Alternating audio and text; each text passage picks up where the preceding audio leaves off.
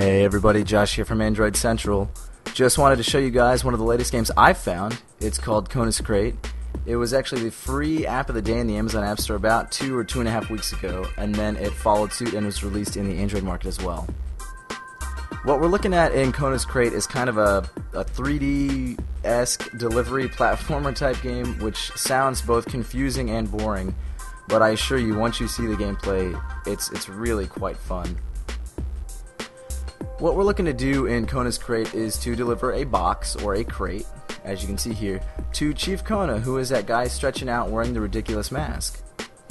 Instead of delivering him his crate like normal folks via FedEx, UPS, or the Postal Service, we opted to use a jet-propelled delivery platform. The platform is moved by tapping left or right on the screen. A left tap gets you the left thruster, a right tap gets you the right thruster, although you can invert the controls in the settings menu like I should have done on that previous attempt. Scoring is based off of a 3-star system, kind of like Angry Birds. The faster you get the crate to Chief Kona, the more stars you get. You can also get vines wrapped around your stars, even if you only get 1 star. Vines are a reward for not running into any obstacles, so not running into any ceilings, into any walls, or into anything else as we advance into the later levels.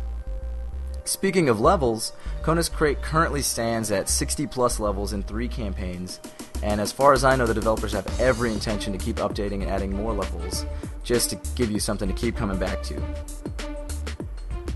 Kona's Crate is also OpenFaint supported, so you can compete for leaderboards if you sign in. You can compete for stars, vines, and best times on any given level.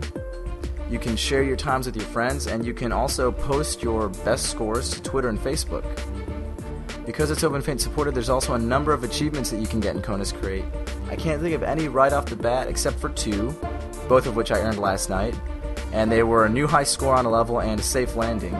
Safe landing achievement is if you lose your crate and then you manage to catch it before it hits the ground. You know, just little things like that that kind of give you a little bit more reason to keep coming back.